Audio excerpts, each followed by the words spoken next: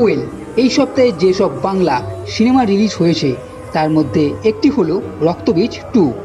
আবির, মিমি, অঙ্কুশ ও কৌশনী অভিনীত এটি political action thriller cinema.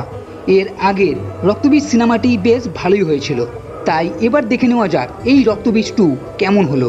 এই সিনেমার কনসেপ্ট আতঙ্কবাদীদের নিয়ে।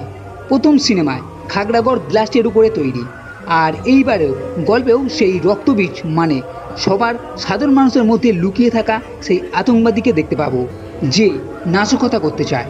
আর এইবারের ঘটনা ভারত থেকে ছেড়ে বাংলাদেশে এসে পৌঁছেছে। প্রথমে অঙ্কুশ রাষ্ট্রপতি দিদির কাছে ডাক্তার সেজে আসে। সে আদতে একজন আতঙ্কবাদী, তার একটা উদ্দেশ্য আছে।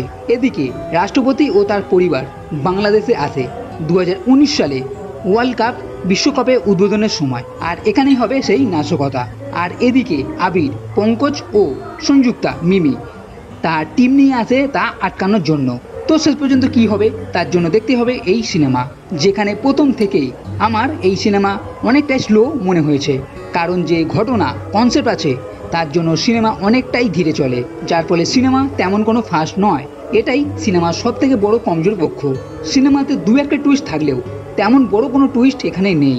তবে ডাইরেক্টর বেশ কিছু জিনিসকে এখানে অ্যাড করার চেষ্টা করেছে, যেমন পশ্চিমবঙ্গে বেআইনি অস্ত্র কারবারের প্রসঙ্গ, সীমান্ত অঞ্চলে অনুপ্রবেশের সমস্যা, তিস্তা জলবন্টন চুক্তি, দুই দেশে পুলিশের মিলে সন্ত্রাসবাদ মোকাবিলা, এই রকম বেশ কিছু ঘটনা দেখতে পাওয়া গেছে।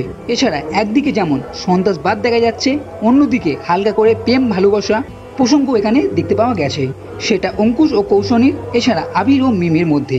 এছাড়া পুলিশের ভূমিকায় কাঞ্চন মল্লিক একটু কমেডি দেখানোর চেষ্টা করেছে। এখানে হালকা করে একটু সাসপেন্সও রাখা আছে, ও শেষের দিকে ক্লাইম্যাক্সে একটু উত্তেজনা, মানে আতঙ্কবাদীর যে আসল উদ্দেশ্য সেটা বাস্তবায়িত করা।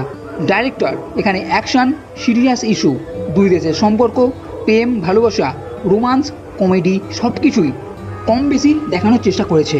সব মিলিয়ে সিনেমা একটু লম্বা লাগতে পারে, ও স্লো ভাবের জন্য প্রথম থেকে তেমন জমাট ভাব না থাকার জন্য এই রক্তবীজ 2 আমার তেমন ভালো লাগেনি।